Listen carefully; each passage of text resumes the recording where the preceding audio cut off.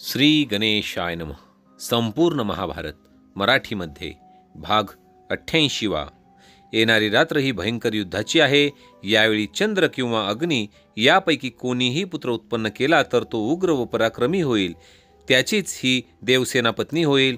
तो ब्राह्मणाला म्हणाला, ह्या देवसेनेला योग्य असा पती द्या. ब्रह्मा म्हणाले की तुझ्या मनाप्रमाणे होईल.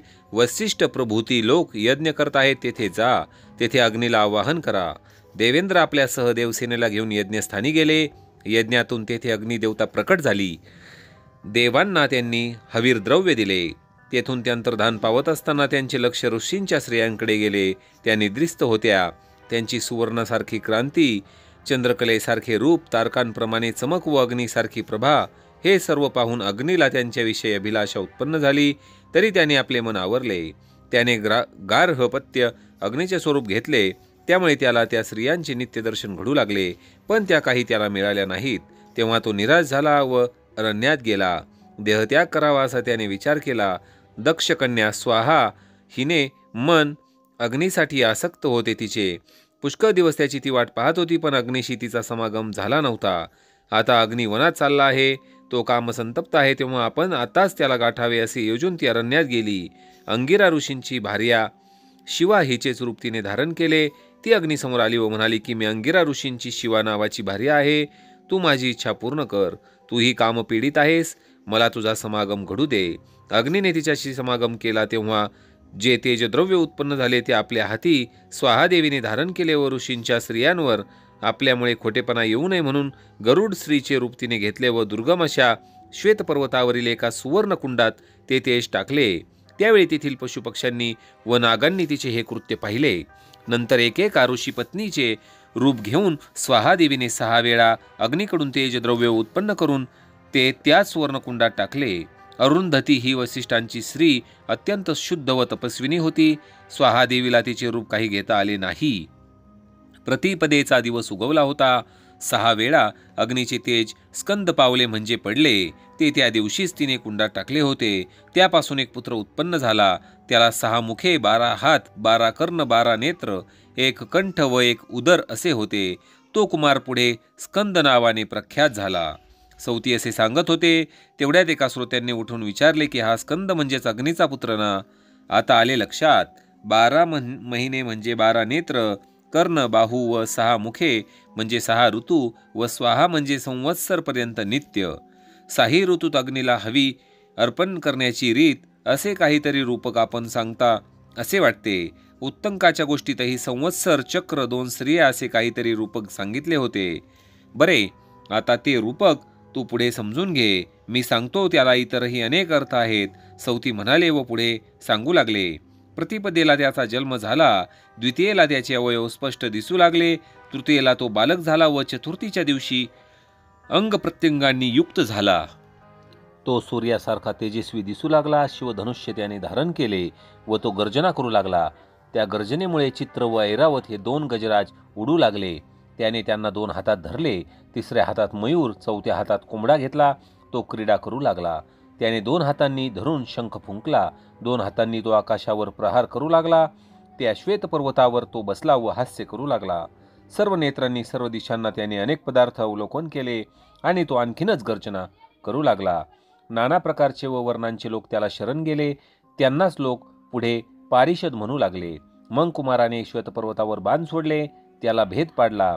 हिमवानाचा पुत्र कौश्य पर्वत त्याला कुमाराने छिद्रे पाडली आणि आपल्या शक्तीने श्वेतपर्वतावर जेव्हा त्याने प्रहार केला तेव्हा श्वेतपर्वत खिन्न होऊन आकाशात उडू लागला. त्याने पृथ्वीचा भाग तुटला. त्यामुळे पृथ्वी पीडित व चूर्ण होऊन गेली. तिने पुन्हा स्कंदाचा आश्रय घेतला. तेव्हा परत ती बलयुक्त झाली. शुक्ल पक्षातील पंचमीच्या दिवशी सर्व पर्वत त्याच्या पुढे नतमस्तक झाले व सर्व लोक त्याची स्तुती करू लागले, सेवा करू लागले. तो स्कंद जन्मला तेव्हा सर्वत्र उत्पात होऊ लागले. तेव्हा ऋषींना चिंता वाटली. त्यांना गरुड स्त्री दिसली. तिनेच सर्वांवर हे संकट आणले असे सर्व लोक म्हणू लागले. स्वाहादेवी हीच गरुड स्त्री आहे हे कोणालाच ठाऊक नव्हते. एक वसिष्ठ सोडून बाकीच्या ऋषींना वाटले आपल्या भार्यांनी व्यभिचार केला. त्यांनी त्यांना टाकून दिले. स्वाहादेवी म्हणू लागली हा माझाच पुत्र आहे. लोक म्हणू लागले हा 6 ऋषी स्त्रियांचा पुत्र आहे. त्या वादाचा अंत केला तो विश्वामित्र ऋषींनी. तो सूक्ष्म रूपाने सर्व पाहून आल्या कुमार हा अग्नीचा पुत्र आहे हे त्यांनी ओळखले. त्यांनी कुमाराची स्तुती केली. विश्वामित्राने त्यांचे महात्म्य लोकांना सांगितले.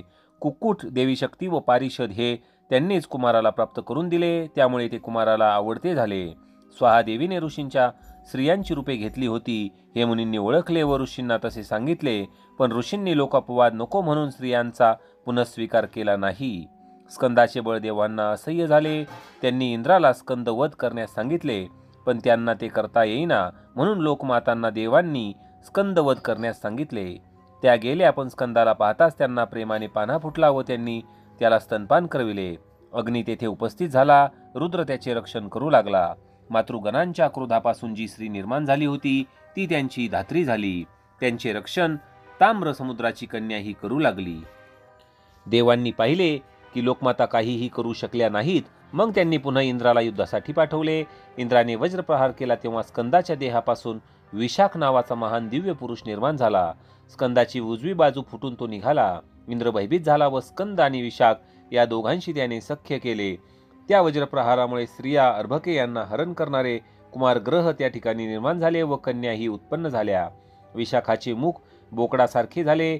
त्याने हा सर्व परिवार कोसल देशात नेला. तिथे त्याला भद्रशाख नाव पडले. पुढे स्कंदालाच त्या कुमाराचा पिता मानू लागले. रुद्रासच स्कंद पिता अग्नी मानू लागले. उमादेवीसच स्वाहा मानू लागले. ज्या कन्या उत्पन्न झाल्या त्या स्कंदाकडे गेल्या. ते म्हणाले की मी तुमच्यासाठी काय करू? त्या म्हणाल्या, आम्ही सर्व लोकांना पूज्य माता व्हावे. स्कंद म्हणाला की ठीक आहे, शुभ व अशुभ अशा दोन्ही प्रकारच्या तुम्ही माता व्हाल. तो मातृगण स्कंदालाच पुत्र समजू लागला. त्या 7 होत्या: काकी, हलिमा, मालिनी, बृहता, आर्या, पलाला व वैमित्रा अशा ह्या शिशुमाता आहेत. त्या माता व त्यांना जो शिशु नावाचा कठोर पराक्रमी पुत्र झाला तो मिळून विराष्टक मानले जाते व स्कंद धरून ते नवक होते. छागासारखे स्कंदाचे म्हणजे विशाखाचे जे मुख आहे ते सर्वश्रेष्ठ मानतात. षष्टीच्या दिवशी काय घडले ते पहा, कारण येथपर्यंत सर्व पंचमीलाच घडले. इंद्राने त्यांना देवांचा सेनापती म्हणून अभिषेक केला. लक्ष्मीसह, ऋषींसह, शंकरासह सर्व देवांनी त्यांचे पूजन व सत्कार केला. त्याचा देवसेनेशी विवाह करण्यात आला. त्या देवसेनेची अनेक नावे पडली. स्कंदाने इंद्रांच्या सांगण्यावरून ऋषींच्या 6 स्त्रियांना कृत्तिका नक्षत्र रूप स्थान दिले. अग्नी ही त्या नक्षत्राची देवता होय. स्कंदाने त्या मातांना लोकमाता पदाचा मान दिला, पण तो त्यांचा ऋषींकडून स्वीकार होईल असे करू शकला नाही. तेव्हा इतर प्रजा ह्याच त्या मातांना पुत्ररूप झाल्या. त्या शुभ व अशुभ अशी दोन्ही कार्य करीत जगतात राहू लागल्या. बालकांना वयाच्या 16 वर्षापर्यंत होणाऱ्या व्याधींच्या रूपाने त्या माता अशुभ कार्यही करतात. स्कंदा पस्मार हा बालग्रह आहे. तो अग्निपुत्र स्कंदापासूनच उत्पन्न झालेला आहे. विनता हीच शकुनी ग्रह पुतना शीतपुतना ही गर्भहरण करते. अदितीपासून रेवती नावाची व्याधी होते. दिती हीच मुखमंडिका बालकांचे मांसही हरण करते. सुरभी शर्मा ह्यावरून आरूढ होऊनही बालकांच्या व्याधी उत्पन्न होतात. वृक्षमाता करंजनी लया आहे, ती पुत्रांचे कल्याण करते. मांस व मद्यप्रिय असणारे 18 ग्रह बाळांतिनीला 20 दिवसपर्यंत त्रास देतात. त्या खोलीतच त्या राहतात. नागमाता कद्रू गर्भात विष उत्पन्न करते. गंधर्व माता गर्भ जिरवते. अप्सरा माता अरिष्ट गर्भ स्तब्ध करते. समुद्रकन्या कदंब वृक्षात राहते. या सर्व ग्रहांची शांती होऊ शकते.